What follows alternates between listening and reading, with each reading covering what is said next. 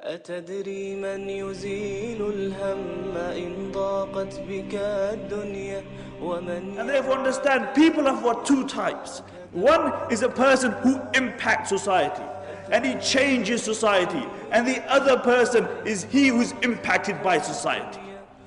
And if you look at the history of recent Muslim migration, you will see that those people whose dawah was not progressive, whose dawah was not proactive, then they assimilated into the wide and conducive society. You look at the Muslims who went to South America. Look at their history. You ask these Muslims today, they will tell you that our forefathers were Muslims, our forefathers were Arabs, and you ask them about their deen, they know nothing about their deen. And Allah subhanahu wa ta'ala articulates this state in the Qur'an. He said, لا تكونوا كالذين نسوا الله فأنساهم أنفسهم. Do not be like those who forgot Allah and Allah made them forget themselves. They turned away from Allah subhanahu wa ta'ala and Allah made their existence empty. They turned away from Allah subhanahu wa ta'ala and they lived, but they lived without Allah subhanahu wa ta'ala. And I know what you're going to say to me. You're going to say, no Maulana, but the thing is that we got these huge masjids. We got these huge darulooms. We got scholars. Every rock you turn, you will find a mufti, even if he hasn't studied.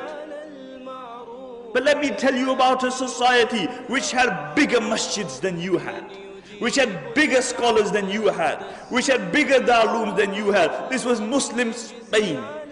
It had far bigger masjids than you had. Qur'an, in the height of its flowering, had over 600 masjids. And recently, a couple of years, 19 of us from this masjid went to Qur'an, where there were 600 masjids. We found one, and that was closed.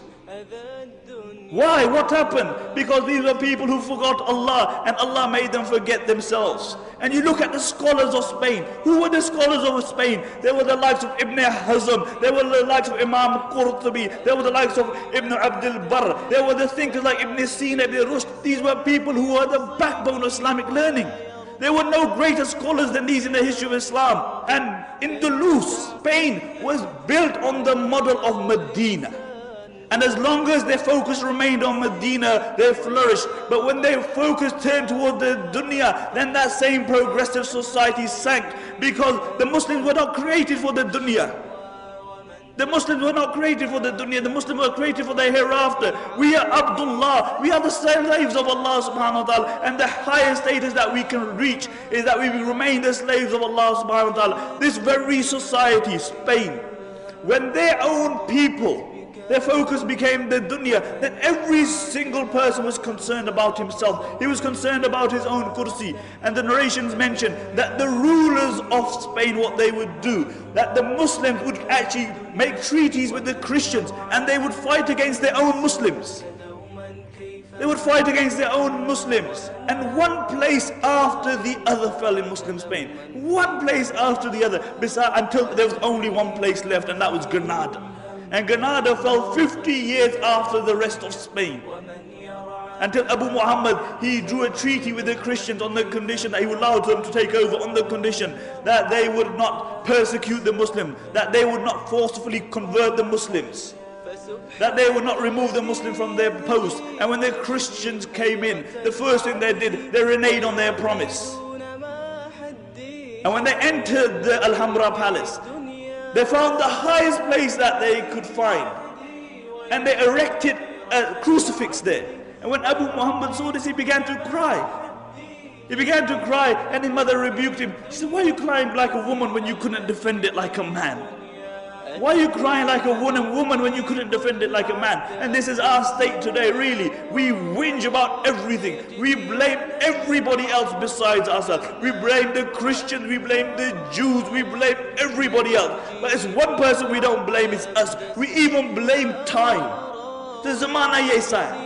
As the Arabic poet says, it's a na'ibu zamanana wal aibu fina wa ma li zamanina aibun siwana. He said, we find fault in time, but the reality is that the fault lies within us. And if there was any one fault in time, it is that it has to carry the likes of me and you. That's the only fault with time. And you look at our state, we want the dunya to convert, but look at ourselves, look at our state. We are regarded by the rest of humanity as the most self-righteous, self-conceited, whinging group of people on the face of this earth. Because we are always blaming other people for our decadence that we find ourselves in. And the reality is that we need to have a proactive approach. We need to put our energies back into society. We need to change ourselves. Because if we can't change ourselves, there's no way that we're going to revolutionize the dunya. You know, if you can't wake up for the Fajr namaz, then don't speak about revolutionizing the world, really. الشكوى ومن ترجوه ما تهوى ومن في عفوه السلوى على ما كان